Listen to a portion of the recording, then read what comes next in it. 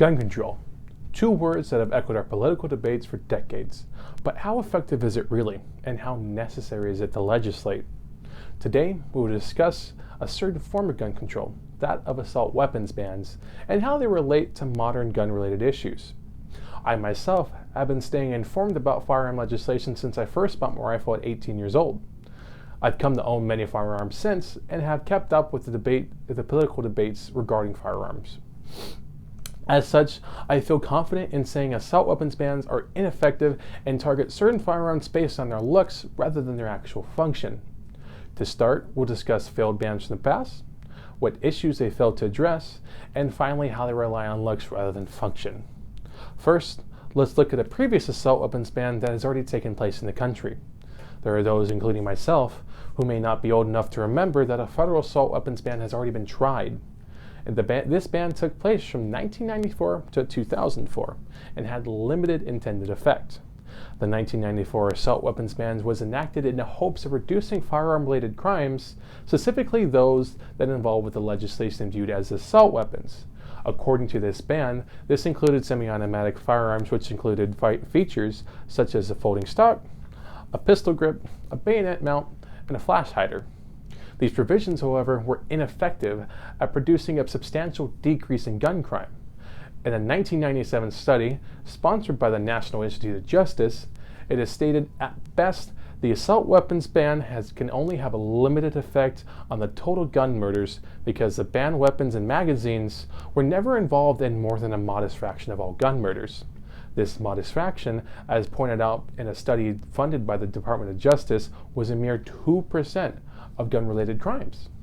This report showed then that the ban was addressing an arguably minor issue and did so in an ineffective manner. So, a nationwide assault weapons ban was previously enacted and subsequently failed. Next, let's take a look at what types of firearms are used in the majority of gun-related crimes. It is an unavoidable fact that gun violence does take place in the U.S. with a steady degree of regularity. However, assault weapons bans as we see them will do little to alleviate this.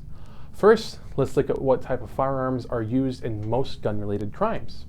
By and large, this spot is taken up by handguns, and has been for quite some time.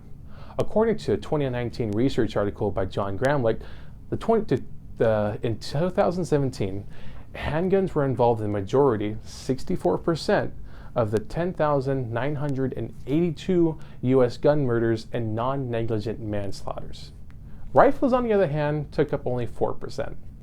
According to the FBI as well, from 2014 to 2018, murder victims from handguns were made in the thousands per year, while rifles never surpassed 400 in a single year.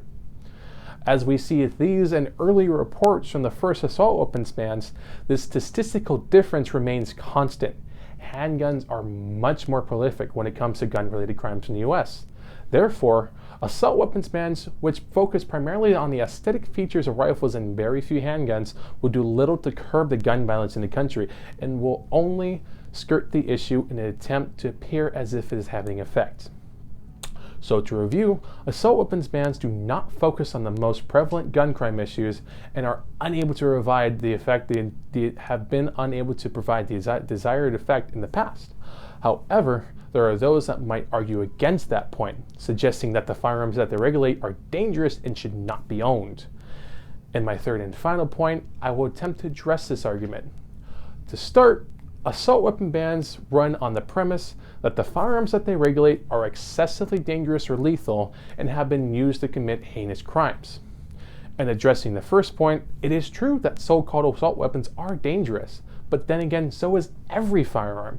Whether your dad's hunting rifle or your uncle's AR-15, they all perform the same basic function, the only difference being the form factor, that is, how they look. This is the reason that firearm safety is preached so heavily within the firearm community. The ways that assault weapons bans seek to eliminate the perceived lethality of certain firearms is misguided at best. Assault weapons bans focus primarily on certain aesthetics and functional yet non-crucial components of a firearm. Things like a flash hider, which is intended to reduce the muzzle flash of a fired round, A pistol grip, which is typically used instead of a more traditional wooden stock. A collapsing stock, which is used to adjust a rifle's length of pull, how far it is away from your shoulder. And the forward grip, which is used to just hold a rifle more comfortably. Disallowing any of these items does nothing to change your rifle's function. It will still do its intended role without any hindrance. Therefore, the actual dangerousness of the firearm has not changed, only its perceived dangerousness has. This is one of the fatal flaws that proposed bans have. To address the second point, we must briefly address the topic of mass shootings. Mass shootings are a tragic occurrence, one of which the bans seek to address. In a graph from the Statistical Research Department, from 1982 to 2020, the amount of handguns used in these occurrences is nearly triple that of rifles, being 143 to 55. This once again shows that assault weapon bans primarily target firearms that are not the main issue. So far, we've discussed the three main points, which we will review briefly. As was stated in the beginning, assault weapons bans are ineffective and target firearms based on their form rather than their function.